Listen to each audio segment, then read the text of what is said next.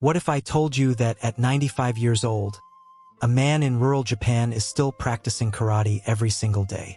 Not gentle, slow movements, real karate. High-impact strikes, powerful kicks, explosive combinations that would leave most people half his age shattered on the ground. Yet this man has never sustained a serious injury. No broken bones. No torn ligaments. No arthritis. No joint deterioration whatsoever. Most of us have accepted a narrative that doesn't actually exist in reality. We've been told that aging means inevitable decline, that injury is a normal part of getting older, that by the time you reach your 60s or 70s your body is essentially running on borrowed time. But what if that narrative is completely wrong? What if the reason so many of us experience rapid joint deterioration, chronic pain, and debilitating injuries after 50 isn't because of aging itself, but because we're making specific choices that accelerate the breakdown of our joints? I've spent decades studying the longevity practices of Japanese elders, and what I've discovered is both sobering and remarkably hopeful. The difference between someone who becomes immobilized by their 60s and someone who's executing complex martial arts movements at 95 isn't genetics. It isn't luck. It's a system of habits, dietary practices, and movement patterns that are completely replicable. Anyone can learn them. Anyone can implement them. The question is whether you're willing to challenge everything you think you know about aging and injury. Stay with me, because what you're about to discover contradicts almost everything the mainstream fitness and healthcare industries are telling you. You'll learn why bone density doesn't actually decline as quickly as you've been led to believe. You'll understand why specific foods can literally rebuild the cartilage in your joints while you sleep. You'll discover movement patterns that don't just prevent injury, they create resilience. And perhaps most importantly, you'll understand that joint health and injury prevention at an advanced age isn't a mystery. It's a science. It's predictable. It's entirely within your control. My name is Dr. Takashi Yamamoto. I'm 78 years old. I've been practicing preventive medicine and studying longevity patterns in Japanese communities for the last 47 years.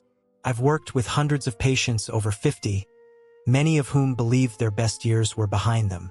I've watched people reverse decades of joint damage simply by understanding and implementing the specific protocols we're about to discuss. And I've watched people in their 70s and 80s who were told they'd never run again, never train again, never move without pain, completely transform their physical capacity because they were willing to learn what their bodies actually needed. What you're about to hear isn't theoretical. Every single practice, every single food, every single principle we're discussing comes from direct observation of populations that don't experience the injury rates, the joint deterioration, or the loss of mobility that we consider normal in Western societies. Japanese centenarians aren't superhuman. They don't have special genes. They made different choices. And the remarkable truth is that you can make those same choices starting today. The system I'm about to break down for you operates on a simple principle.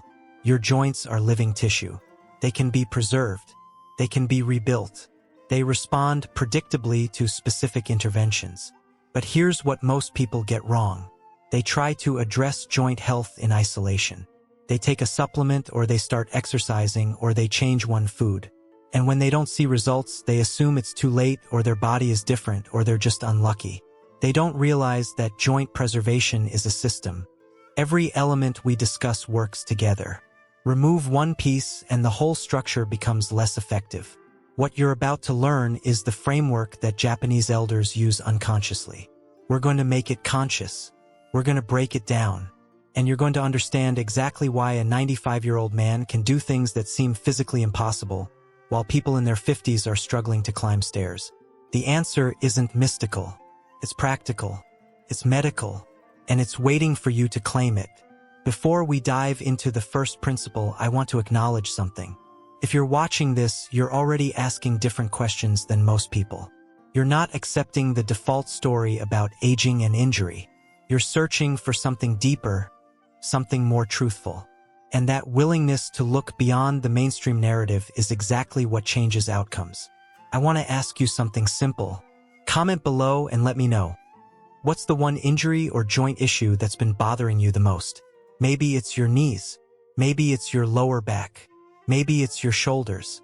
Or maybe you're watching this because you're trying to prevent injuries altogether, because you've seen what happens to people around you and you're determined not to follow that path. Whatever your reason for being here, I want you to tell me. Leave that comment, because what you're about to learn is going to speak directly to that issue.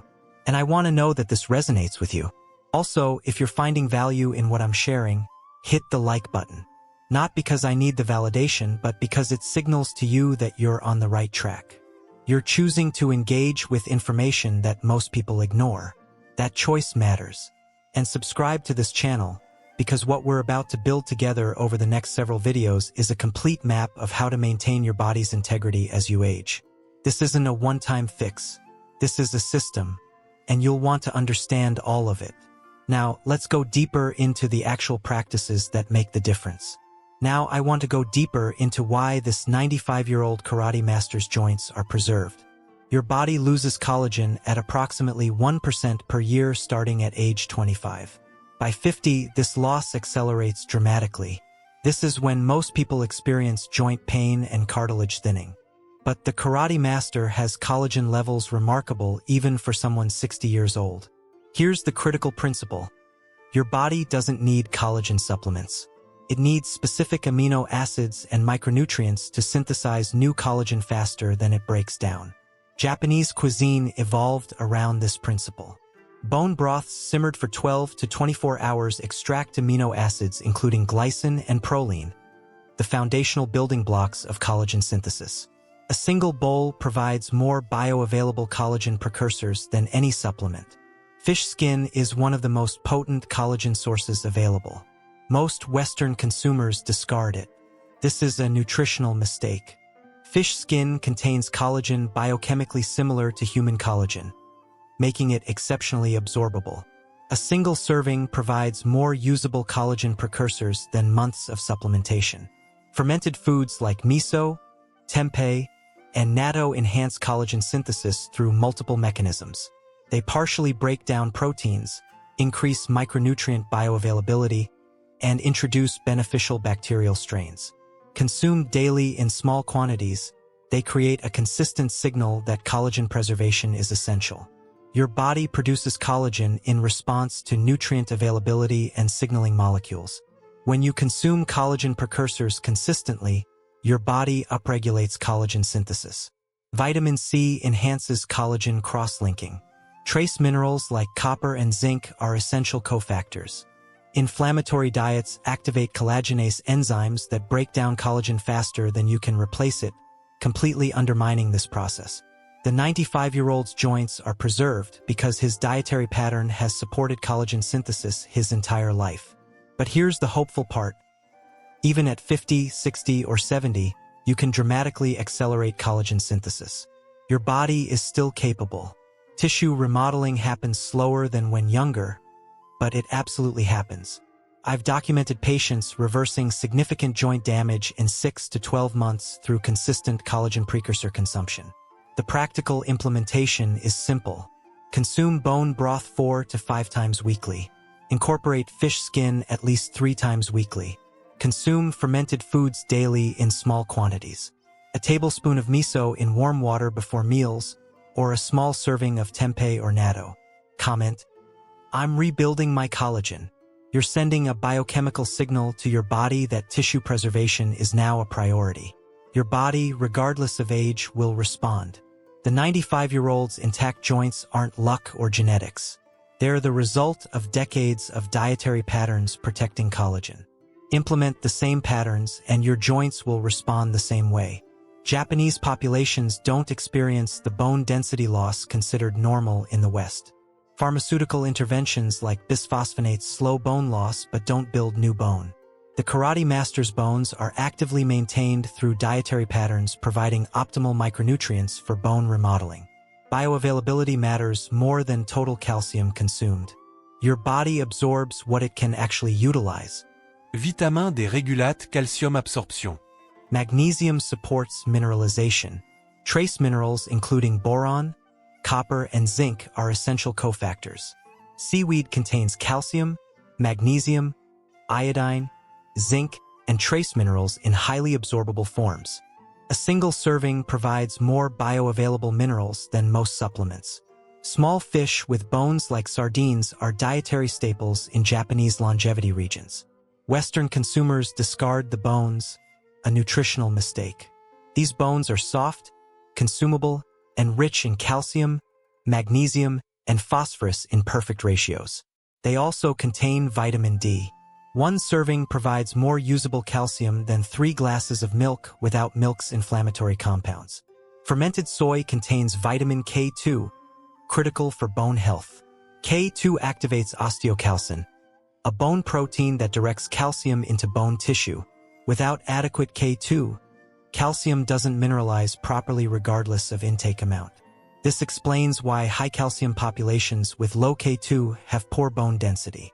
A Japanese elderly person consuming fermented soy, seaweed, and small fish with bones receives complete mineral spectrums telling their body to build and maintain density. This happens without supplementation or pharmaceutical side effects. Bone constantly remodels. Even at 80 or 90, your body replaces approximately 10% of bone mass yearly. Shift your dietary pattern to optimize mineral availability, and you'll measurably improve density within 1 to 2 years. I've documented consistent, dramatic improvement in numerous patients. Implementation requires consistency. Add seaweed 3 to 4 times weekly to broths, soups, or salads. Consume small fish with bones twice weekly. Include fermented soy daily in small quantities. A tablespoon of miso or small serving of natto provides sufficient vitamin K2. Comment: my bones are getting stronger. This is literally true the moment you implement these changes. Your body receives mineral signaling it needs to maintain and rebuild density. You're not treating loss. You're preventing or reversing it. The 95-year-old practices karate explosively because consistent mineral nutrition has maintained his skeletal structure across nearly a century. He's not anomalous. He's the predictable result of optimal nutritional signaling. This outcome is available to anyone implementing these dietary practices. Here's a principle that directly contradicts what most fitness professionals are teaching, and it's absolutely essential to understand. The conventional wisdom states that high-impact activities like karate become increasingly dangerous as you age. Most people in their 50s and beyond are actively discouraged from practicing martial arts, running, or any activity that involves dynamic movement and joint stress. They're told to switch to low-impact activities like walking or swimming. And if they do experience joint pain, they're often encouraged to rest and avoid movement entirely. This entire framework is physiologically backwards. The 95-year-old karate master doesn't have intact joints despite practicing karate.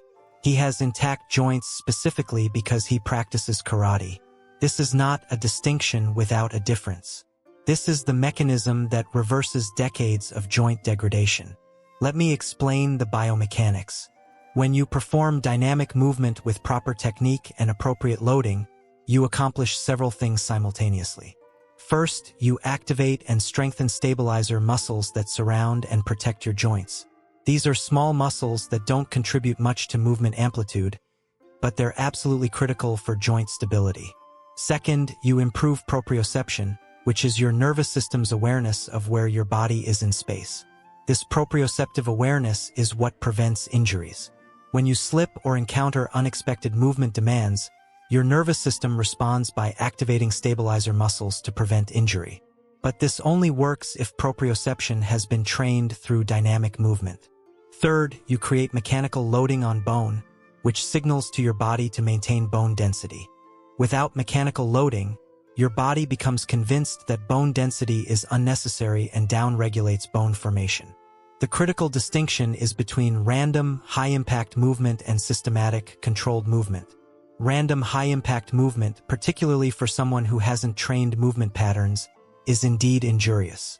A sedentary person suddenly trying to run or play basketball is at high risk of injury because their stabilizer muscles are weak, their proprioception is poor, and their connective tissues are unprepared for the loading. But systematic, progressive practice of controlled movements creates a completely different outcome. Karate training, when conducted properly, is a perfect model of this systematic approach. Every movement is practiced repeatedly. The nervous system learns the pattern. Stabilizer muscles are progressively strengthened. Proprioception improves. And over time, the joints become increasingly resilient to the demands being placed on them. This process is gradual, which is why injury prevention is possible. The 95-year-old didn't start practicing high-impact karate at 90. He's been practicing since youth. But here's what's important. The principle applies at any age. Start with appropriate loading for your current capacity and gradually increase demands. Your body will adapt. In Japanese longevity communities, this principle is applied through daily movement practices that don't necessarily look like formal exercise. Tai Chi is practiced widely. Though more common than formal Tai Chi are spontaneous movement practices that emphasize balance, coordination, and controlled motion. Gardening, which is incredibly common in Japanese culture, provides the same benefits: repetitive movement patterns, proprioceptive demands, and gradually increasing physical capacity. Daily activities are structured to provide sufficient movement stimulus to prevent muscle atrophy and maintain neuromuscular coordination. The research on this is unambiguous. Sedentary aging causes muscle atrophy at a rate of 3 to 5% per decade if no movement stimulus is provided. This muscle loss directly translates to reduced joint stability, increased fall risk, and increased injury vulnerability. But this isn't an inevitable consequence of aging. It's a consequence of movement absence. The moment movement demands are reintroduced, muscle synthesis is restored. I've documented this in numerous patients. A person in their 70s who begins consistent strength training gains muscle at a rate comparable to people in their 40s. The age itself is not the limiting factor. The presence or absence of movement stimulus is the limiting factor. Here's where the mechanism becomes crucial for injury prevention. Your connective tissues, including cartilage and ligaments, don't have direct blood supply.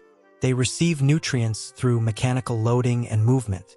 When you move, you create pressure changes that pump nutrients into these tissues. When you're sedentary, this pumping stops, and these tissues become increasingly nutritionally deprived. Over years and decades, this deprivation manifests as cartilage thinning, ligament brittleness, and decreased resilience. But the process is completely reversible through reintroduced movement. The 95-year-old's explosive karate movements are possible because his connective tissues have been receiving constant nutrient delivery through consistent movement for decades. His stabilizer muscles are strong enough to protect his joints during high-impact activities. His nervous system is responsive enough to adjust movement patterns in real time to prevent injury. These adaptations exist because of movement, not in spite of it. The practical implementation requires understanding progression. If you haven't trained movement patterns, you don't begin with high-impact activities. You begin with controlled, low-impact movements that progressively build capacity. Bodyweight exercises like modified squats, supported balance exercises, or Tai Chi are appropriate starting points. These are practiced consistently multiple times weekly for weeks or months. Once proficiency is established and strength improves, you gradually introduce more demanding movements.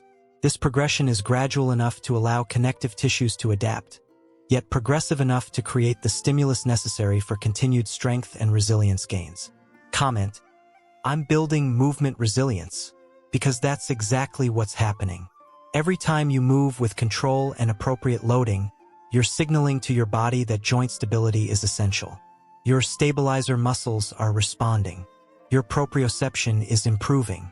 Your connective tissues are becoming increasingly resilient. Over months and years, this compounds into the kind of joint integrity that allows a person to practice martial arts at 95. The secret isn't the absence of movement demands.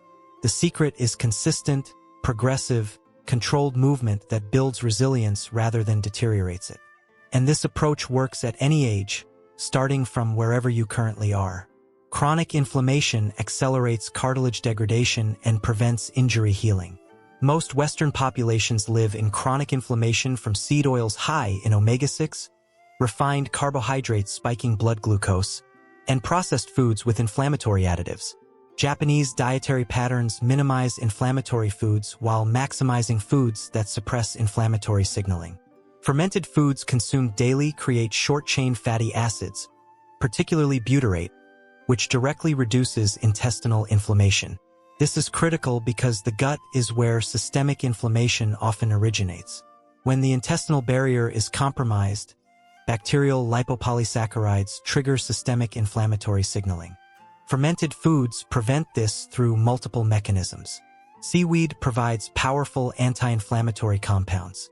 Fucoidan, a polysaccharide found in brown seaweed, inhibits inflammatory cytokines including TNF-alpha and IL-6. These are the primary signaling molecules driving joint inflammation and cartilage degradation. Consumed regularly, seaweed becomes a dietary intervention systematically reducing inflammation. Japanese cuisine minimizes seed oils, absolutely crucial for inflammation control.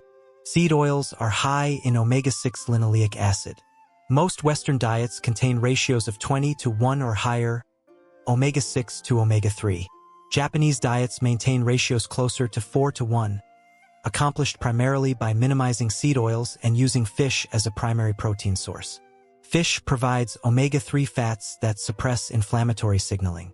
EPA and DHA are incorporated into cell membranes and directly reduce immune cell inflammatory response. Fish consumption is paired with specific vegetables containing compounds further suppressing inflammation. Shiitake mushrooms down-regulate inflammatory gene expression. Ginger contains gingerols inhibiting multiple inflammatory pathways. Turmeric contains curcumin, one of the most potent anti-inflammatory compounds available. Inflammation control is cumulative. A single anti-inflammatory meal doesn't significantly reduce inflammatory baseline. But a dietary pattern where every meal contains multiple anti-inflammatory compounds, sustained for years and decades, creates a baseline dramatically lower than Western populations experience. This directly translates to slower cartilage degradation, faster injury healing, and reduced pain. The 95-year-old's ability to train and recover is partly explained by his dietary pattern. He's not living in chronic inflammation. He's never produced excessive inflammatory cytokines attacking joint cartilage. His inflammatory recovery response is appropriately scaled. Patients shifting from inflammatory to anti-inflammatory diets experience dramatic pain reductions within 2 to 3 weeks. This is because inflammatory signaling is reduced to levels where pain perception decreases and healing begins. Over months, improvements in joint function and mobility become measurable. Implementation requires knowing which foods to consistently include and which to systematically remove. Include fermented foods daily. Include fish at least 3 times weekly, prioritizing fatty fish. Include vegetables containing active anti-inflammatory compounds. Shiitake mushrooms, ginger, turmeric. Minimize seed oils. Remove processed foods. Minimize refined carbohydrates. Comment: inflammation is leaving my body, because it is. Your immune system responds to anti-inflammatory stimulus by down-regulating inflammatory gene expression. Over time, baseline inflammatory state becomes dramatically lower. The secret isn't absence of movement demands.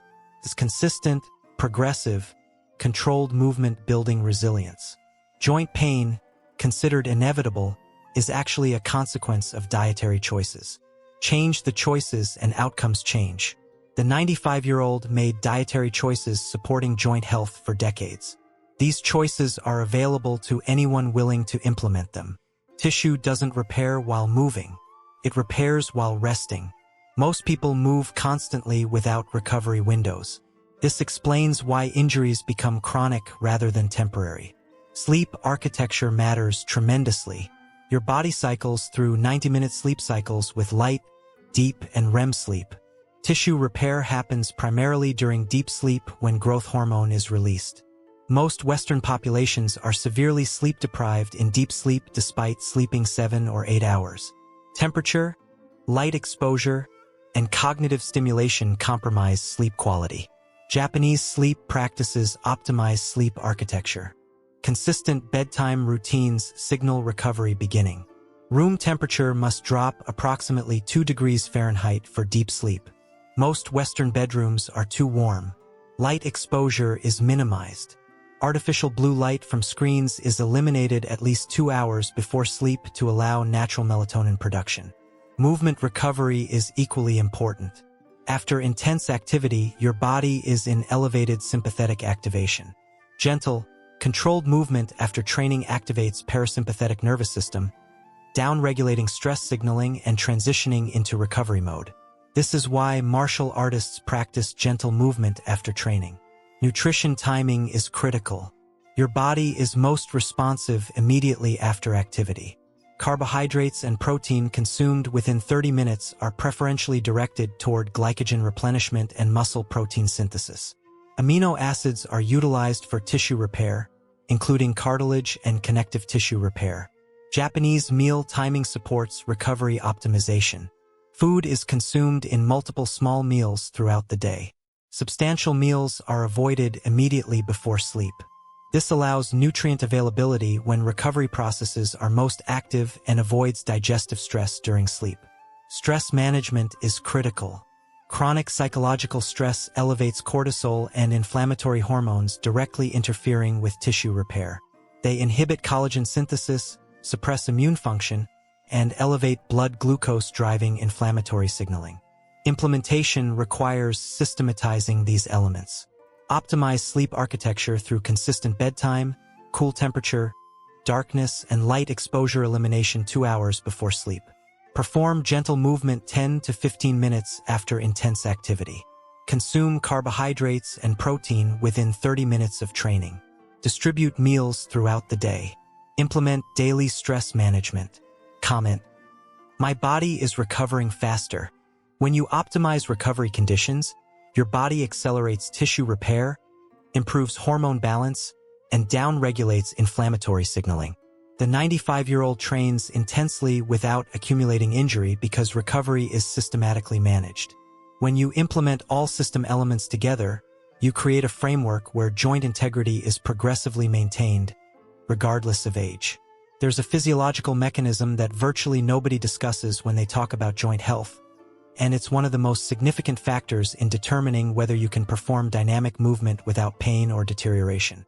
Your joints are lubricated by synovial fluid, which is a viscous substance that reduces friction between moving surfaces. This fluid is synthesized by the synovium, the membrane that lines your joints. But the quality and quantity of synovial fluid is directly dependent on your hydration status and your electrolyte balance. Get this wrong, and your joints quite literally become brittle. Most Western populations are chronically dehydrated, particularly after age 50. The thirst mechanism decreases with age, which means older adults don't feel thirsty even when they're significantly dehydrated. This dehydration has enormous consequences. When your body is dehydrated, synovial fluid becomes more viscous and less effective at lubricating joints. Cartilage, which is a porous material that absorbs fluid when hydrated and is firm when properly lubricated, becomes brittle when dehydrated. This brittleness directly increases injury risk. A movement that would be completely benign when cartilage is properly hydrated becomes injurious when cartilage is dehydrated and brittle. The 95-year-old karate master's synovial fluid is maintained at optimal hydration status. This isn't because he's drinking excessive water. It's because his total hydration and electrolyte balance are systematically managed throughout the day. Japanese water sources differ significantly from Western water. Much of Japan has naturally mineral-rich water with higher concentrations of calcium, magnesium, and other trace minerals. These minerals don't just provide mineral nutrition. They enhance water retention in tissues. They support proper electrolyte balance, which is essential for maintaining hydration status in cells, including cartilage cells. Most Western water is either distilled, which is mineral poor, or it's hard water with excessive calcium and limited magnesium balance. This imbalance can actually worsen hydration status over time. The minerals in water aren't luxuries. They're essential components of proper hydration. When you consume water that contains appropriate mineral content, your cells maintain hydration more effectively. When you consume demineralized water, your cells actually struggle to maintain proper hydration status. But water quality is only one component of hydration optimization. Electrolyte balance is equally important. Sodium, potassium, and magnesium all play critical roles in maintaining cellular hydration and in synovial fluid production. Most Western populations consume excess sodium from processed foods, while being deficient in potassium and magnesium from whole foods. This imbalance actually worsens hydration. Your body is struggling to maintain proper fluid balance because the osmotic gradients are wrong. Japanese dietary patterns maintain better electrolyte balance through consistent consumption of specific foods. See, vegetables and seaweed provide bioavailable sodium and potassium in proper ratios. Fish and bone broths provide minerals that support fluid balance. Fermented foods contain electrolytes that enhance hydration. The electrolyte balance isn't accidental. It emerges from a dietary pattern that has evolved specifically to support optimal hydration status.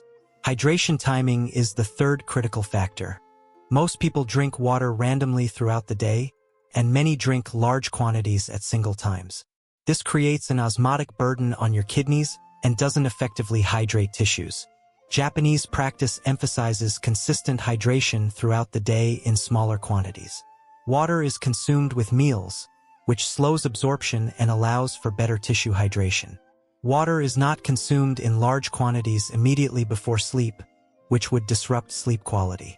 The timing supports optimal hydration without creating osmotic stress. This might seem like a minor detail, but it's profoundly significant for joint health specifically. Synovial fluid is continuously produced throughout the day in response to movement and hydration status. If your hydration status is poor when you're most active, synovial fluid production is compromised. If you then rehydrate heavily in the evening, synovial fluid hasn't benefited from that hydration because you're not moving. The timing of hydration relative to movement activity directly impacts synovial fluid quality. The mechanism becomes even more significant when you understand that connective tissue, including cartilage, responds to osmotic changes. When you're properly hydrated and your electrolyte balance is optimal, cartilage swells slightly, which maintains its form and its lubricating properties. When you're dehydrated, cartilage shrinks. Over time, this repeated swelling and shrinking compromises cartilage integrity. But when hydration is consistent and optimal, cartilage maintains its structural integrity and its lubricating properties indefinitely. I've documented this in patients who had persistent joint pain despite adequate collagen intake and appropriate movement. The moment they shifted to mineral-rich water and optimized their electrolyte balance through dietary adjustments, joint pain decreased substantially.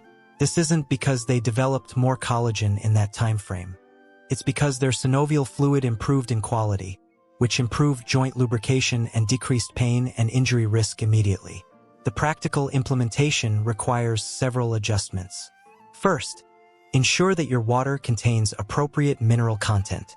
This might mean using filtered water rather than distilled water, or it might mean consuming mineral water. Second, maintain consistent hydration throughout the day in smaller quantities rather than large quantities at single times. Third, ensure that you're consuming electrolyte-rich foods consistently. Seaweed, fermented vegetables, small fish, and bone broths. Fourth, align your hydration timing with your activity. Drink more during and immediately after activity, less in the evening. Comment: my joints are becoming more fluid because they are. When you improve hydration status and electrolyte balance, synovial fluid production improves, joint lubrication improves, and injury risk decreases. You're not just drinking water. You're optimizing the osmotic environment that allows your joints to maintain their structural integrity and their protective lubricating properties. The 95-year-old's joints function with such resilience partly because he's never had brittle cartilage. His joints have been continuously lubricated through consistent optimal hydration throughout his life. The movement demands he places on his joints are met by joints that are structurally preserved because the synovial fluid quality has never been compromised. And this same outcome is achievable for anyone willing to manage their hydration and electrolyte balance systematically. This is where the distinction becomes critical between two very different categories of people. There are those who avoid all physical stress, convinced that protecting themselves means limiting activity. And there are those who apply unpredictable, excessive stress without understanding the mechanisms that allow tissue to adapt safely.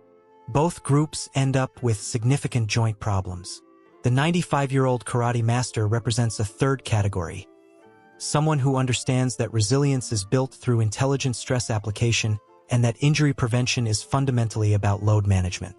Here's the physiological principle that governs this. Your joints, your bones, and your connective tissues are living tissue.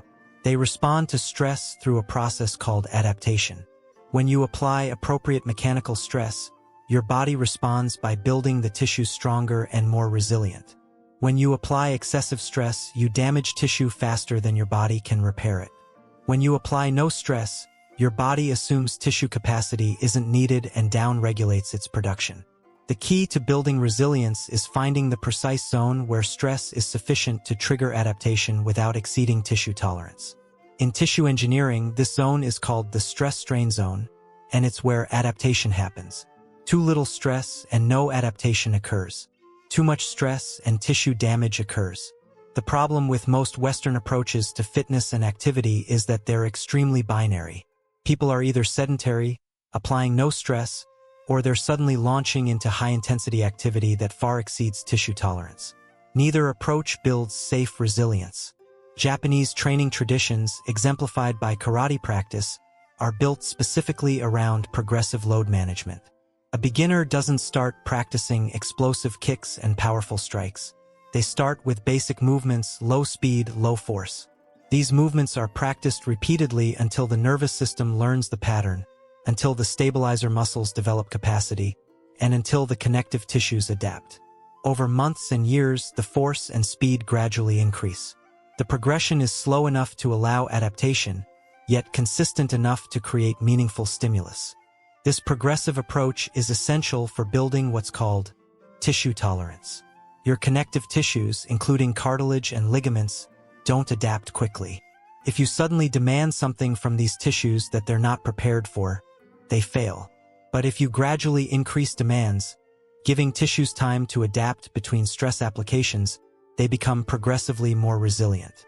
The 95-year-old can perform explosive karate movements because his tissues have been progressively adapted to these demands for decades. The critical practical distinction is understanding the difference between acute injury and chronic overuse. Acute injury happens when tissue is damaged faster than it can heal. This might be from a single high-force impact, or it might be from repeated stress applied before previous damage has healed. Chronic overuse is the result of continuous stress at a level that exceeds tissue capacity for adaptation. Prevention of both requires understanding the rate at which your tissues can currently adapt. For someone who's been sedentary, this adaptation rate is slow. If you begin an exercise program, your tissues need time to adapt to this new stress. If you progress too quickly, you'll exceed tissue tolerance. This is why people who start exercise programs often experience injuries in their first few months. They're applying stress faster than their tissues can adapt. But if progression is appropriately slow, tissues adapt and resilience increases. I've worked with patients in their 60s and 70s who thought they could never train again because of past joint problems. When they followed a carefully structured progression, their joints became more resilient than they had been in decades. The mechanism that allows this is that your body's capacity to adapt is not limited by age. What's limited by age is the speed of adaptation. A person in their 70s can build muscle, strengthen bone, and improve connective tissue resilience, but these adaptations happen over weeks and months rather than days. This is why progression must be slower for older populations. But the adaptations absolutely happen. Load management also includes understanding rest and recovery between stress applications. Your tissues don't adapt while under stress. They adapt during the recovery period afterward. If you apply stress continuously without adequate recovery, your body can't complete the adaptation process. It becomes overwhelmed and tissue damage accumulates. But if you allow appropriate recovery between stress applications, adaptation is complete before new stress is applied. For someone just beginning an activity, this might mean training 2 or 3 times per week with rest days in between. As tissues adapt and recovery capacity improves, training frequency can increase. The practical application requires assessment of your current capacity. This means understanding what movements you can perform without pain, without excessive fatigue, and without creating inflammation that persists for more than a few hours. This is your baseline. From this baseline, progression is slow. If you're currently able to walk for 30 minutes without pain, your next progression might be adding light resistance or slightly faster pace. not dramatically, but incrementally. This incremental progression continues for weeks until the new baseline is established. Warning signs of excessive load are absolutely critical to recognize. Pain that persists for days after activity is a warning sign that you've exceeded tissue tolerance. Swelling that worsens over the following day is a warning sign. Inability to repeat the activity without greater discomfort is a warning sign. These signs mean you need to reduce intensity, reduce frequency, or increase recovery time. The art of training is distinguishing between the mild discomfort that accompanies appropriate stress and the pain that indicates tissue damage. The 95-year-old understands this implicitly. He knows the difference between productive stress and damaging stress. He knows how much progression is appropriate. He knows when to push and when to back off. These are skills that develop through years of practice, but they're skills that can be learned by anyone. The principle is the same regardless of age. Apply appropriate stress, allow adequate recovery, progress slowly and consistently. Comment: I'm building intelligent resilience. Because that's what's happening. Every time you apply appropriate stress with adequate recovery, your tissues are becoming more resilient. You're not just getting stronger. You're increasing your capacity to handle physical demands without injury. Over weeks and months, this compounds into the kind of joint resilience that allows movement with confidence and pain-free function. The reason the 95-year-old can practice karate without injury isn't because his tissues are invincible. It's because he's spent decades applying appropriate stress loads that his tissues have progressively adapted to. Every adaptation built additional capacity and additional resilience. And this same principle is available to anyone willing to understand load management and commit to appropriate progression. Now I want to synthesize everything we've discussed into the critical principle that separates people who make lasting changes from people who attempt isolated interventions and become frustrated when results don't materialize. This distinction is absolutely fundamental, and it's where most people fail despite having access to the right information. They understand collagen restoration. They understand mineral density. They understand movement patterns and anti-inflammatory diets. But they treat each principle as isolated, independent interventions. They take a collagen supplement, or they start exercising, or they change their diet in one area. And when they don't experience dramatic results, they abandon the effort. This approach is completely backwards. The reason the 95-year-old karate master has maintained joint integrity across nearly a century is not because of any single practice. It's because these elements work as an integrated system where each component enhances the effectiveness of every other component. Remove collagen restoration from the equation, and no amount of movement will build sustainable resilience, because the structural material isn't available to rebuild cartilage.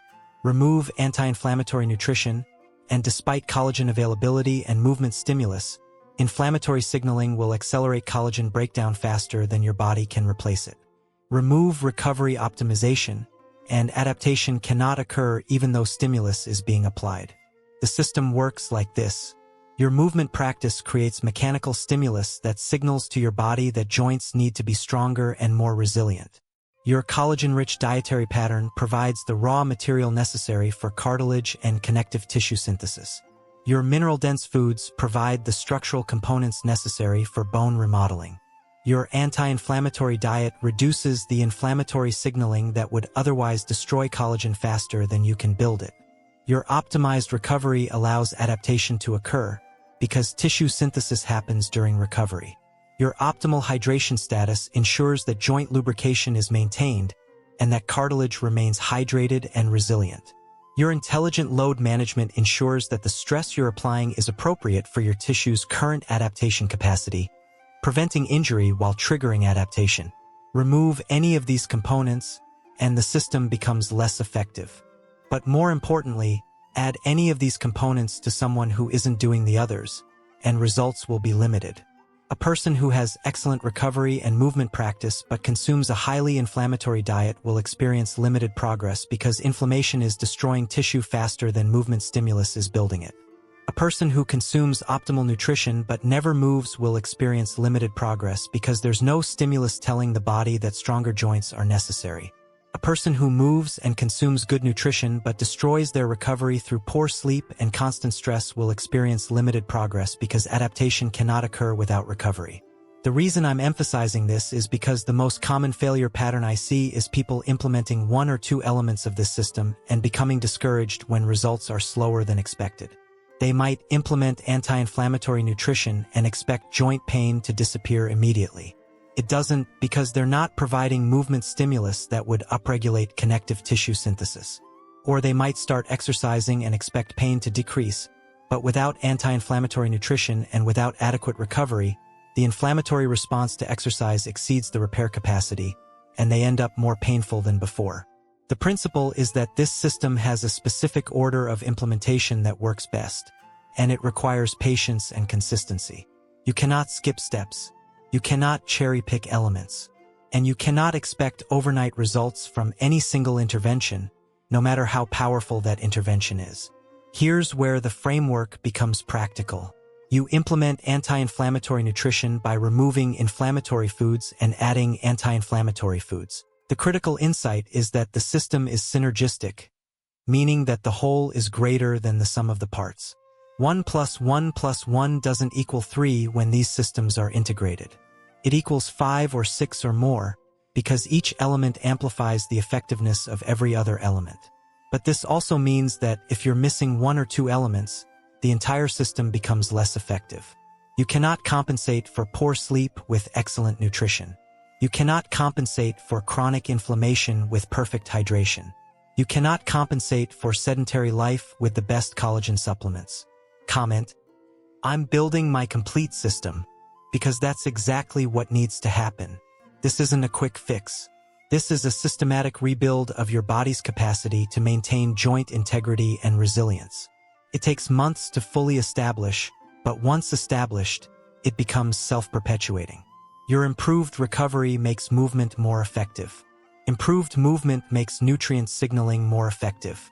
Improved nutrition makes recovery more effective. The system feeds itself. The framework for implementation starts with identifying which components are most broken in your current life. If sleep is terrible, sleep optimization becomes the priority. If diet is inflammatory, anti-inflammatory nutrition becomes the priority. If movement is absent, gentle movement stimulus becomes the priority. Once one element is reasonably established, you layer in the next element. This prevents overwhelming yourself, and it allows each system to develop properly before adding the next layer of complexity. What makes this framework powerful is that it doesn't require perfection. The 95-year-old isn't perfect in any single component, but he's consistent in all of them. He's been reasonably good at sleep, reasonably good at nutrition, reasonably good at movement across a lifetime. The compound effect of this consistency is the remarkable joint integrity that allows him to practice martial arts at an age when most people are immobilized. And this same outcome is available to anyone willing to view joint health and injury prevention not as a single intervention, but as a system of interdependent practices that work together to produce outcomes that no single practice could produce alone. The system is the message. Implement the system, not just the practices. You've now seen the complete framework. You understand why a 95-year-old karate master has joints that most people would consider anatomically impossible. And you understand that this isn't luck or genetics or something only available to Japanese populations. It's a system. It's replicable. And most importantly, it works. What happens next is up to you. This is where most people watch a video, feel inspired for a few hours, and then return to their default patterns. Life is busy. Change requires effort. And your brain is designed to minimize effort. But here's what I want you to understand. The 95-year-old didn't wake up at 95 with exceptional joints. He woke up at 25 and made choices that preserved his joints. He woke up at 35 and continued making those choices. By the time he reached 70, he had accumulated decades of joint preservation. By the time he reached 95, he had accumulated nearly a lifetime of protected, maintained, resilient joints. You're at whatever age you're at right now. The question isn't whether you can undo decades of poor choices. The question is whether you're willing to begin making different choices today, so that 10 years from now, 20 years from now, your joints are maintained and resilient instead of deteriorating and painful. If this framework resonates with you, if you can see yourself implementing this system, I want to ask you to do 3 things. First, if you've watched this far, you've shown that you're serious about understanding joint health. Leave a comment below telling me which component of this system you're most excited to implement first. Is it collagen restoration? Is it anti-inflammatory nutrition? Is it movement? Is it recovery? Tell me, because your comment reinforces your own commitment and it helps me understand what resonates most with people who are searching for this information. Second, hit the like button on this video. I know you've probably scrolled past 1,000 like requests, but here's why this one matters. Every like signals to the algorithm that this is valuable information. It means the video reaches more people who are suffering from joint pain, who have accepted limited mobility as inevitable, who don't know that an alternative exists. Your like literally helps other people discover this information. Third, subscribe to this channel. What we've discussed today is the foundation, but it's not the complete picture. In the coming videos, I'm going to break down each of these principles even deeper. We're going to discuss exactly which foods provide optimal collagen content. We're going to explore the specific movement patterns that build stabilizer strength without injury risk. We're going to dive into sleep optimization protocols that actually work.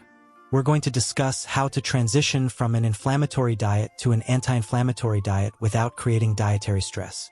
This framework is going to become a complete map of how to maintain your body's integrity across decades. Your subscription is a commitment to yourself. It's saying, I'm not accepting the default story about aging and joint deterioration. I'm choosing to build a different outcome. And I'm here to provide you with the information and the framework to make that outcome real. The 95-year-old karate master isn't special. He's just been making different choices.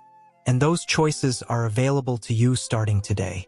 The moment you implement the first element of this system, your body begins responding. Your body is waiting for permission to heal, to rebuild, to maintain its integrity. You're about to give it that permission. Welcome to the system that creates resilience instead of deterioration.